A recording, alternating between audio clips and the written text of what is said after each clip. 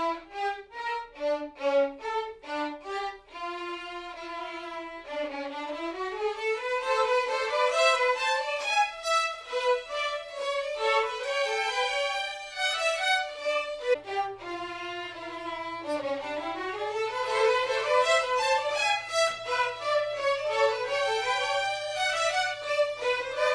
fine. Nice work. Hi, I'm Gregg Goodhart, the learning coach from Learn Like a Genius, and I teach people the really weird, unusual, and rarely used ways that high-efficiency learning really works. The very few people who can figure this out and use it on a regular basis are the ones that we call talented and gifted. But anyone can do it. You, me, them. This is a video of a group I was working with in Milwaukee, Wisconsin during a recent residency. I had been there the year before and taught them some of these techniques, so now it was time to teach them some of the more advanced techniques. What we're using is something from cognitive psychology called contextual interference, and it is a way to bring you to the next level in your playing, whether you're a very beginner or the most advanced. This is how you break through to the next levels.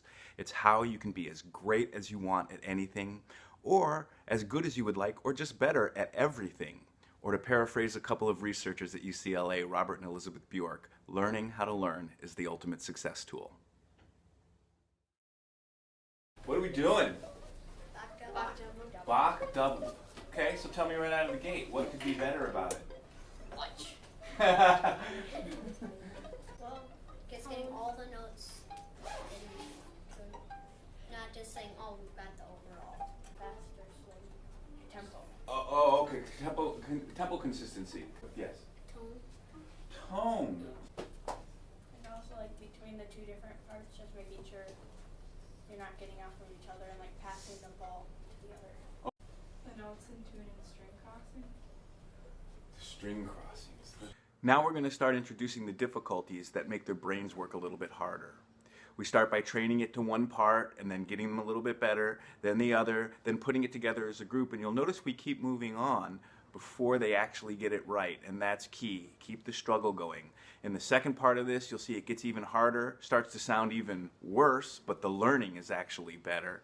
And the final one was something they chose to do, which was an idea we came up with of juxtaposing two rhythms, which sounds awful, but it's funny, they love it, and they learned a lot by going through that struggle. Even though we usually judge learning by how well you do in the moment, it's actually the struggle, and we'll see that in a minute.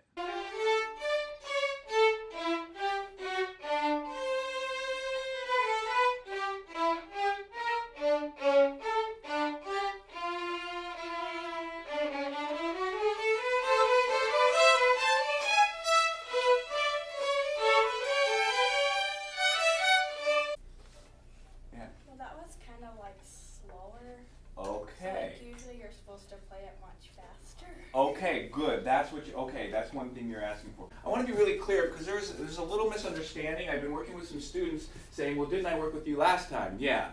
Well, did you take the things I taught you and try to apply them in your practice? Yeah, but they don't work anymore. And then I realized what was happening was I was teaching people dotted rhythms because that's like one of the first things, it's one of the easier ones to do, though if you've never done it, it's hard, which is the point.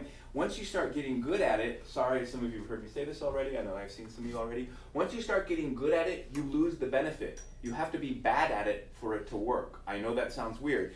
The name of this in psychology is contextual interference. If you use something that we've used before, say dotted rhythms, and they don't cause interference, where you're confused and stopping and starting and trying to figure it out, it's lost its value. Just make sure you're finding the difficulty.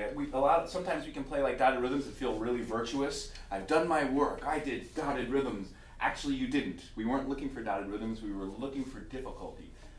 The term overall for putting something in a new context and making it difficult is contextual interference. The term for what happens in your brain is desirable difficulty. You're looking for whatever contextual interference you're using to create desirable difficulty. That's the difficulty that's hard to do, but it's the difficulty we desire because we know it makes us better. This should sound hard, desirable difficulty. I'm now applying this contextual interference to get desirable difficulty. It's okay that it's hard. It's okay that it's going to sound bad. Working through the bad to the good is the learning process that gets you up to another level. So remember, we all have the right mindset. We have a growth mindset as opposed to a fixed mindset. A fixed mindset says when we make a mistake, it shows that we're not good at something and we should get upset and quit. Why work on something we can't get good at? A growth mindset says, oh, I can get good at it. I just have to go through the process where it's difficult. And many of you have gone through that with me, and I'm sure some of your teachers. So we're going to have a growth mindset. So let's do it one part at a time. Ready, go. Da, da, da, da, da. Da, da, da, da, da, da. Good, nice job. Now do that without me holding the beat down behind you. I will just do ready, go, and then drop out. Ready, go.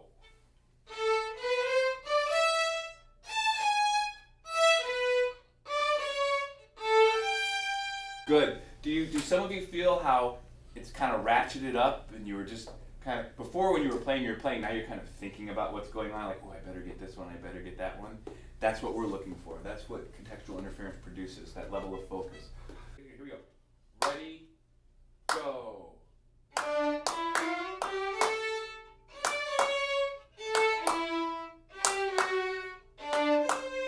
Good, good.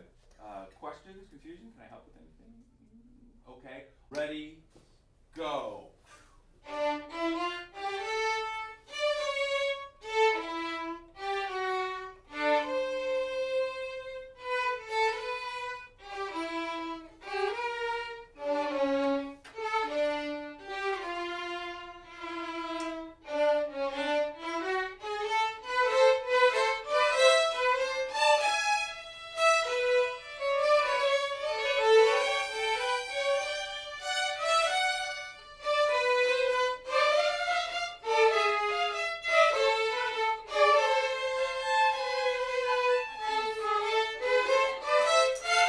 Everyone loves this. They're smiling so much. You're laughing because of mistakes. You felt the confusion, didn't you? Right? In places that you haven't felt confusion for a long time. That's what we want. Have you ever noticed that sometimes we work on something as a group or as an individual, and then we get to the performance, and little things go wrong that we never thought would go wrong?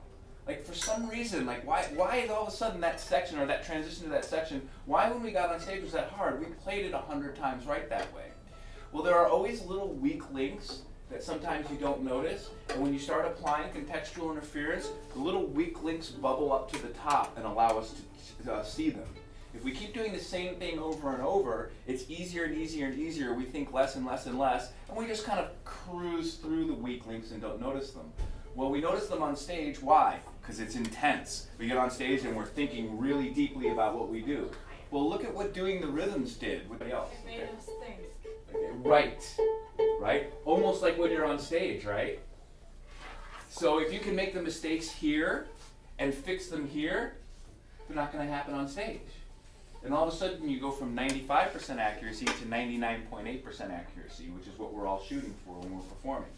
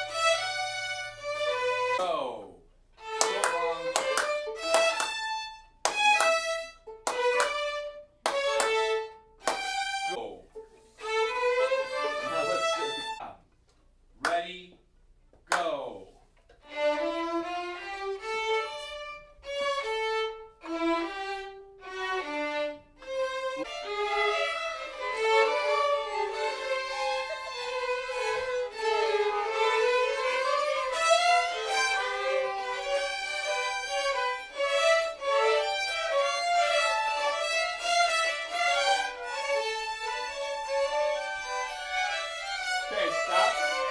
That was beautiful. I love that. All that confusion, that was learning at the highest level going on right there, that you were trying to figure it out, even if you couldn't, even if you made a mistake, that you were trying to figure out, that was learning.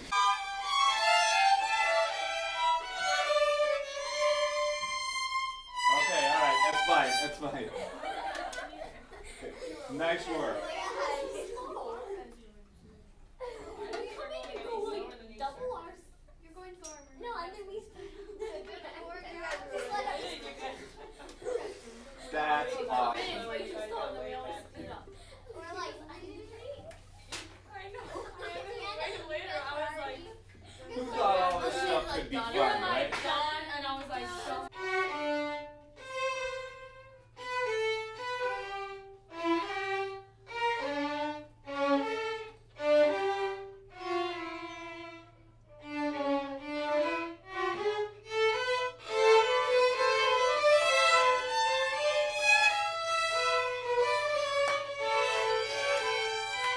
So now, after all of that struggle, after never actually playing it correctly once, and in fact never playing it with the right rhythm or the right articulation or anything we want, let's see what happens.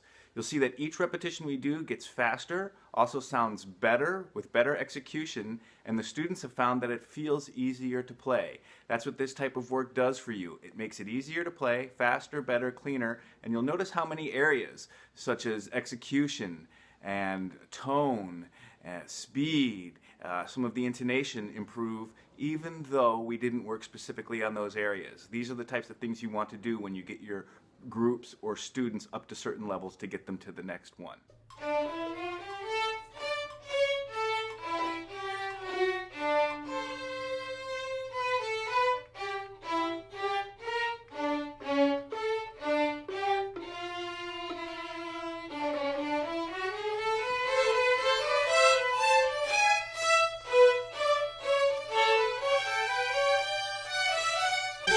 Did it feel any different? Just curious. Yes, it did. Yes, no, no, yes? Yes. For some of you it felt like lighter, like easier to play it, right? Who wouldn't want that in performance? Having it feel easier when you get on stage instead of harder. It usually feels harder, right?